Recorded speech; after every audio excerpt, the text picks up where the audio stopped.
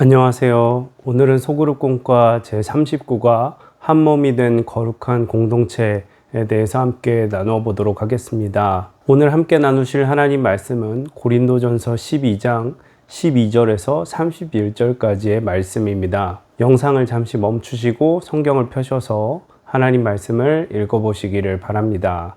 말씀을 다 읽어보셨으면 서론을 읽어보면서 오늘의 내용을 살펴보도록 하겠습니다. 바울은 고린도 교회의 유대인이든 헬라인이든 종이든 자유인이든 모두 그리스도 안에서 하나가 되었다고 말했습니다.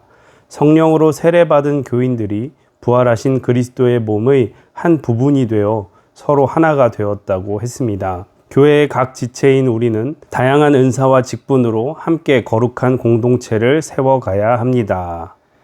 그래서 사도 바울이 세우고 사역했던 고린도 교회에는 여러 가지 문제들이 있었는데요. 그 중에 하나는 교회가 분열하는 문제가 있었습니다. 그래서 사도 바울은 교회란 분열될 수 없고 그리스도 안에서 한 몸과 같다라고 교회의 본질에 대해서 설명하고 있습니다. 그러면 사도 바울이 설명한 각 지체가 한 몸이 되었다는 것이 어떤 의미인지 한번 천천히 살펴보도록 하겠습니다. 그러면 본론의 내용을 읽어보겠습니다. 각 지체가 한 몸이 되었다는 것은 무엇을 의미합니까? 첫째, 제각기 다른 우리가 그리스도로 인해 하나가 되었음을 의미합니다. 고린도 교회는 유대 사람, 헬라 사람, 종, 자유인 등 다양한 사람들로 구성되어 있었습니다. 바울은 그들이 세례를 통하여 그리스도와 한 몸을 이루었다고 말했습니다. 여기서 한 몸이 되었다는 것은 모두 같은 모양과 능력을 가진 획일적인 사람이 되었다는 뜻이 아닙니다. 신체 기관들이 각기 다른 기능과 모습을 가지고 있듯 각 성도가 다양한 은사와 여러 모습으로 그리스도의 몸을 이루고 있음을 말한 것입니다. 몸에 발만 있어도 안 되고 입만 있어서도 안 됩니다. 발과 손, 귀와 입 등이 골고루 필요합니다. 각 부위마다 다른 기능을 하지만 그렇게 어우러져 상생하며 한 몸을 이루고 있는 것입니다. 우리는 서로의 다름을 인정해야 합니다. 서로 다르지만 그리스도 안에서 한 몸이라는 믿음으로 각 지체를 나 자신처럼 소중히 여겨야 합니다.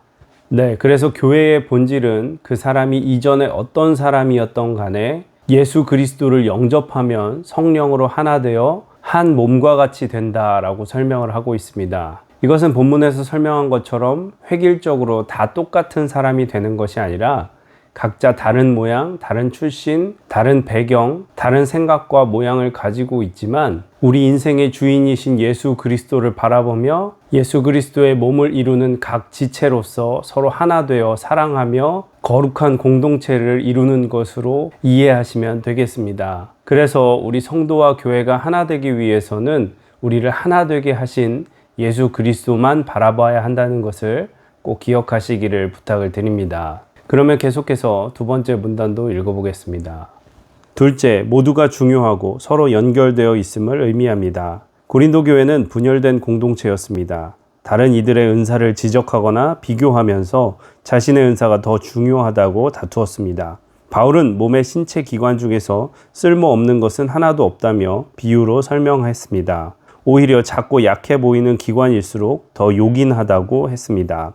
몸의 건강을 유지하기 위해서는 서로의 가치를 인정하고 돌보는 것이 당연하다고 강조했습니다. 그러면서 몸의 한 부분이 아프면 전체가 고통받고 한 부분이 영광을 받으면 전체가 영광을 받는다고 했습니다. 은사는 하나님의 은혜를 드러내는 능력입니다. 작고 보잘것없어 보이는 은사라 해도 하나님의 나라에서는 모두 필요합니다.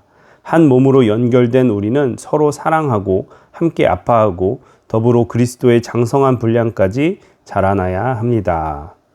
그래서 본론에서 지적한 것처럼 고린도 교회의 문제는 은사의 문제를 가지고 서로 분열되고 다투었기 때문에 발생했습니다. 그래서 바울은 하나님께서 각 사람에게 은사를 주신 것은 한 몸인 예수 그리스도의 공동체, 교회를 유익하게 하기 위해서 주신 것이지 그것을 자랑하거나 그것으로 순위를 매기기 위해서 주신 것이 아니다라고 분명하게 말하고 있습니다. 하나님께서 각자에게 주신 은사는 다 다르고 또 어떤 상황이나 관점에 따라서는 그 은사가 덜 중요해 보일 수도 있겠지만 그러나 모든 은사를 통해서 교회가 한 마음이 되어 하나님께 영광을 돌리기 위한 것이 우리에게 주신 은사들의 목적임을 잊지 마시기를 주님의 이름으로 부탁을 드립니다. 그러면 계속해서 세 번째 문단도 읽어보겠습니다. 셋째, 서로 협력하고 사랑해야 함을 의미합니다. 교회 공동체는 주님에게 다양한 은사를 받았습니다. 사도, 선지자, 교사, 능력 행하는 사람, 병 고치는 사람, 도와주는 사람, 지도하는 사람, 방언하는 사람 등으로 각각 세워주셨습니다. 바울은 이처럼 서로 다른 은사를 주신 것은 그리스도의 몸된 교회를 위해 협력하도록 하기 위함이라고 했습니다. 교회 공동체는 각기 다른 은사를 가진 여러 직분자가 있습니다. 이들은 결코 비교하거나 경쟁하는 대상이 아님을 알아야 합니다. 나와 한 몸을 이루는 귀한 지체요, 협력자임을 기억해야 합니다. 한 몸을 이루는 최고의 은사는 사랑입니다. 사랑의 은사로 서로 이해하고 믿고 끝까지 견뎌줄 수 있어야 합니다. 네, 그래서 바울은 각 직분에 대해서 설명하면서 맨 마지막에 더 큰 은사를 사모하라 라고 권면하는데요. 여기서 더 큰 은사는 아마 사랑을 의미한다고 생각합니다. 아무리 돋보이고 멋있는 은사를 가지고 있다 할지라도 사랑이 없이는 한 몸을 이룰 수 없다라는 것을 우리에게 말씀해 주고 있는 것입니다. 그렇기 때문에 나와 다른 은사를 가지고 있는 사람은 나와의 비교의 대상이 아니라 그리스도 안에서 한 몸 된 지체로서 함께 즐거워하고 기뻐하며 하나님께 영광을 돌리는 것이라는 것을 우리가 꼭 기억할 수 있기를 주님의 이름으로 부탁을 드립니다. 네, 이렇게 해서 본론의 내용들을 살펴보았고요. 결론의 내용을 읽어보겠습니다. 교회 공동체에는 나와 전혀 다른 모습, 가치관, 성격, 기질 등을 가진 사람들이 모여 있습니다. 나와 한 몸이라는 사실을 기억하지 않으면 쉽게 시험에 들 수 있습니다. 그리스도 안에서 한 몸임을 기억하며 각 지체를 용납하고 사랑할 때 주님이 원하시는 아름다운 공동체를 만들어갈 수 있습니다. 네, 이렇게 해서 소그룹 공과 제39가 한 몸이 된 거룩한 공동체에 대해서 함께 나누어 보았고요. 묵상 질문과 삶에 적용하기를 천천히 읽어보시기를 바랍니다.